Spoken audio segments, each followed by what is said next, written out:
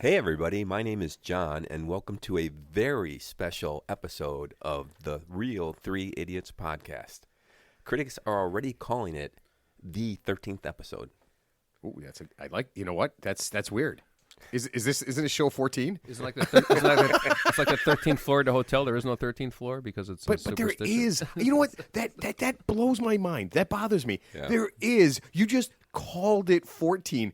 It doesn't make any sense. I mean, if there's bad luck, whatever bad luck walks up 12 flights of stairs, when it walks up one more, it doesn't look and go, oh, shit, I guess not this building. I think some actually have an empty 13th floor and others just pretend 13 doesn't exist. No, they don't. They would waste that much money. I have heard of it, yeah. But who knows? Oh, my God. Okay, that's the stupidest thing ever. I'm sorry, Johnny.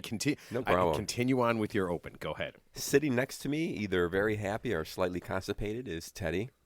Hey, everybody. Happy Good Friday and happy Easter, happy Passover, and happy whatever you believe in for the weekend. Just for the for the weekend? You got 2 days. Or 3 days. Just for the weekend. Or the rest of your lives. So if you believe in a special thing that happens every weekend or just something you hope that happens this weekend, that's what's there. Okay, I love it. And that voice you just heard is Matt, who is joining us from the Madison Cawthorn studio. Thank you, Johnny. Yes, we're calling this the Madison Cawthorn studio for a very good reason. Okay, very good reason. Because in this room, we can do anything we want, we can say anything we want, and we believe it to be true. Yeah. And there's no repercussions, or there are repercussions? There's always, Just some reparations. Yeah. And the best part is the entire student body from Patrick Henry College actually believes we are all unqualified for this job. Yeah. All right, fellas, we have a very big show this week. But first, let me get to our commercial, and then we are going to have Ted's Tips for 20s. Okay. New sponsor. This is very exciting. From BS Books and Half-Ass Learning comes what has already been called one of the greatest books of the year. It's Marjorie Taylor Greene's How to Become a Better Racist pop-up book. In it, Margie will teach all the kids about Jewish space lasers, what to wear to a white nationalist conference, and fun facts about Adolf Hitler. Order now, and you'll find out why she hates gazpacho so darn much. Why she has statues of Washington, Lincoln, Hitler, and Satan in her bathroom, and why after the Oscars she went to the Nazi Party and skipped the Democratic Party.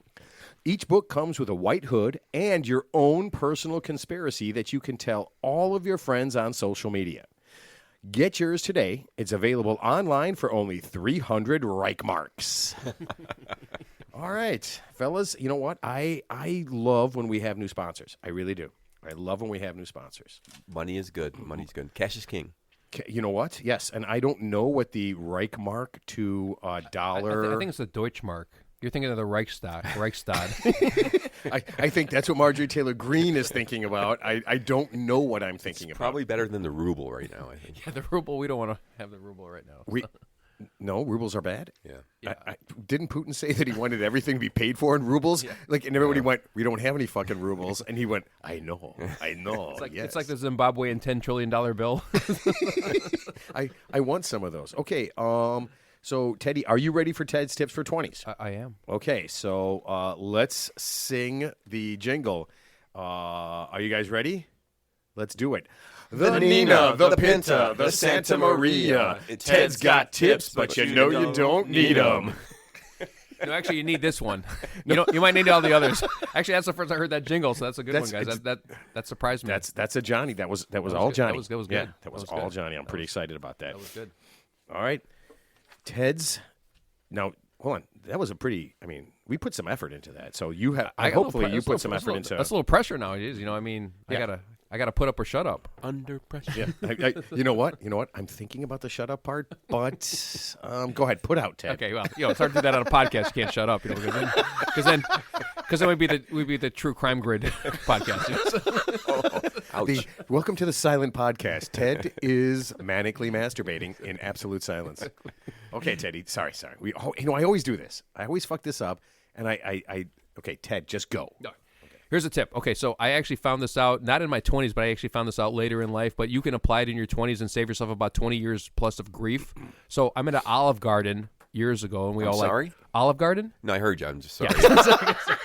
You know, they have the endless breadsticks and the soup and Sure. everything, and and the tour of Italy and all that good stuff. Yeah, so you go there, and it's a place that's always chronically crowded, and they give you that little buzzer thing that goes brrr, and it lights up, and they tell you sit at the bar or sit in the waiting area and wait for your turn. So I end up going to the bar with my family at the time.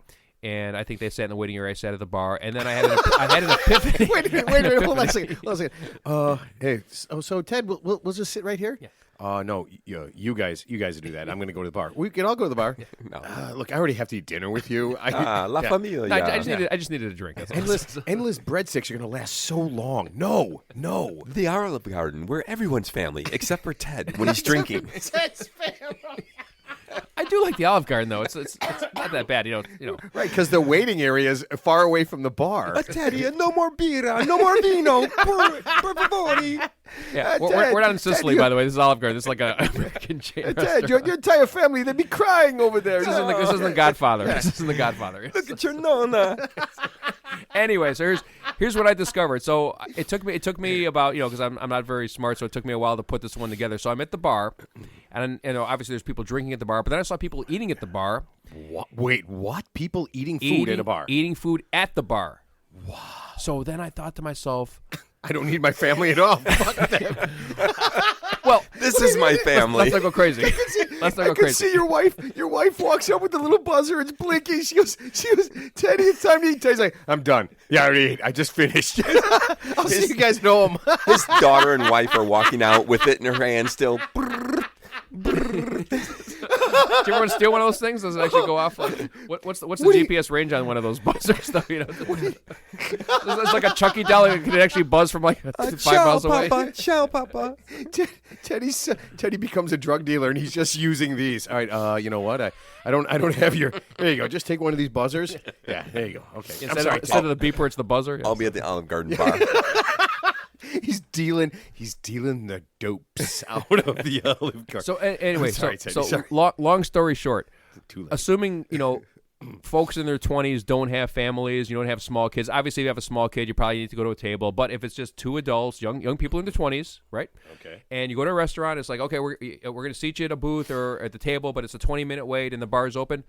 Just go straight to the bar. You'll get all the drinks you want. You can eat your meals right there, and plus the bartender is right there, so they're a captive audience. So you're going to get the best service at the bar because if they see the booths in the corner are the worst because if your server, God bless them, they work hard. But if they're having a bad day, you're going to be on the pay no mind list. You're going to be the redheaded stepchild. You are never going to see them ever again, and you're both going to be miserable. So my advice is, always sit at the bar and eat food at the bar, whether it's Ruth's Chris Steakhouse, Olive Garden, Red Lobster, anything in between.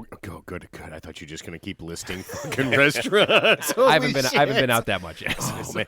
You know what, Teddy? Honest to God, you amaze me every single time with these. That is actually a good tip. It's good practical concrete tip. Yeah, man. It took me like 20 years to figure that one out. Yeah.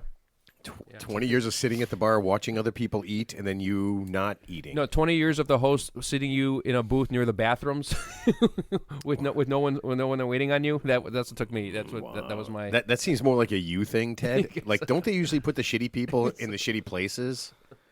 True. All right, Teddy, great job. I am super impressed. Okay, fellas, I think we got to get to it. Okay, and I want to start with this because I thought this was really funny. In an ironic twist of fate, former Trump chief of staff Mark Meadows. Did you guys hear about this? I did not. Okay. So he got busted for allegedly voting in Virginia when he's registered in North Carolina. Oh, I did hear about that. Yeah. So all that stuff about people voting 2 times, it's true.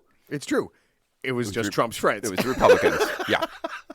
I mean, you can't. You know what? Honestly, this shit just writes itself. You can't make that up. You can't. It's too fucking funny. But here's the funny thing. So I'm not following it, but okay, everyone's making a huge deal about these like voter laws.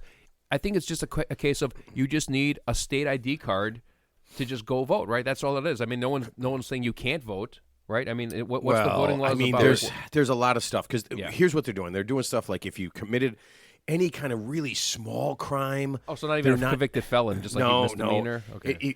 And even if you were a convicted felon and you served your time, right? You served your time, whatever. You served your 10 years, whatever. You should be allowed to vote. No, there's lots of rules, and then they're breaking it up, and they're just making it really hard. They're getting rid of like the mail-in ballots as much as possible, and you know, people who are hard for them to be mobile. Yeah. It affects them. They're spreading out the voting polls, so they're further and further away. Like in Texas, I saw there was places where people had to drive like 40 miles. Oh, you know what? I wouldn't vote. No, I honestly. Well, that's the goal. I mean, I don't even know if this is. Should I say how I vote? No, I shouldn't. My son. So Jack is doing sound, right? And he doesn't want me to say that I haven't filled out a ballot in years. Someone else fills it out for me because I just don't give a shit. Yeah. That's a joke. Yeah, I don't. That's it. Oh, Jack. Oh, yes. I voted for Lyndon LaRouche and James I give it to Stockton. some of the poll watchers. Will you fill this out for me? Yeah, exactly. Well, you heard about DeSantis, right? They're Governor of Florida. They're gerrymandering whatever their districts, and the legislative body that's supposed to do that finally gave up and said, "You know what? You do it."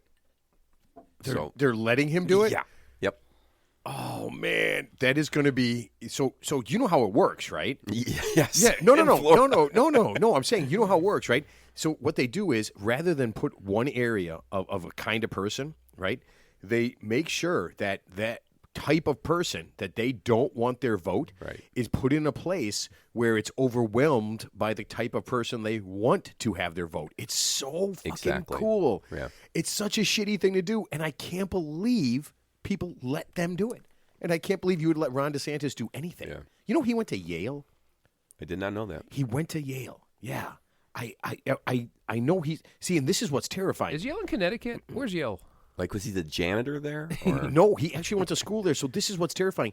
He is a fucking lunatic, homophobe, racist, and he's really smart. Well, you wonder if... I always wonder, how much of that do they really believe? Or are they just doing that for their base, you know? I don't know. I guess you got to go home, though, right? I mean, even the people, like even the black chick that's on Fox News, when she says all those things, she's got to go home and Is that Candace Owens, the conservative voice? All these people, they got to go home and they just got to look in the mirror as they're fixing their hair, and they got to go, "Wow, I'm a horrible fucking person." Or how about the family barbecue? They're like, who let her in? Yeah. No, but actually, no, it's worse. Okay, so there's two people. So, for example, I don't know if you know this. So, in the 2016 presidential debates, Trump called out Hillary Clinton for having her public discourse and her private discourse. So she would say one thing to her private donors and another thing to her public donors. So obviously that the supposition is that she didn't actually believe what she was saying. She would just say what was expedient to her at the time to get elected. So it's like anything. Oh yeah, we're bringing coal mining back to West Virginia. That's not true, obviously. So I mean, but to get that vote. So you mean say, sort of horse and buggy? Yeah. So if you were we're bringing back the horse and buggy and the VCR repairman. If you were on a bus with Fox, with a Fox News guy, or not a Fox News guy, what was it where Trump said you can just grab them? That was just locker. The pussy grabbing. It was just locker room talk. You know what? Locker room talk. When you say grab somebody by the pussy, don't you just mean give them a high five? Isn't that what you really just mean? I mean, okay. All right, guys, we got to move on. Okay. Good news. I'm pretty sure the Russia-Ukraine war will be over in a few days. Okay. 2 major things have happened, and you guys probably didn't even hear about either one of these. Okay. First. You guys know Sean Penn, right? Oh, yeah. Sean Penn, he was recently in the Ukraine doing a documentary on Zelensky, right? And right now, I've heard this, right now he is deciding on whether to join up and take up arms against the Ruskies. He is right now deciding. Yeah. He literally said this. He has not decided yet, but he is thinking about joining the war. Well, the war's ongoing right now, so what is he waiting for? You know what? Listen. More publicity? I don't know. Listen, this is going to work. If he does it, all the celebrities will have to do it, or they'll look shitty, right? Well, didn't they all say when Trump got elected president, they were all going to move to Canada and protest of Trump being president, but yet none of them actually left. I thought, didn't Cher say she was going to leave the planet or something? I think actually Tommy Lee, the drummer from Motley Crue, said if Trump's elected president, he's going to move to Canada, but he just drank more vodka. Actually, can they just get all the Marvel superheroes to go over and? I think Chris Evans could do that. Yeah. I mean, he is. Now, listen, if they all do that, people will start to care about this. Yeah. Okay? And they will actually, I think this will end the war. Now, if this doesn't end the war, I know something that will. two companies, Heinz and Mondelez, have announced that they will no longer be shipping their products to Russia. So are you ready for this? Now, I didn't know this. Obviously, Heinz is ketchup, right? Yep. But Mondelez is like the king of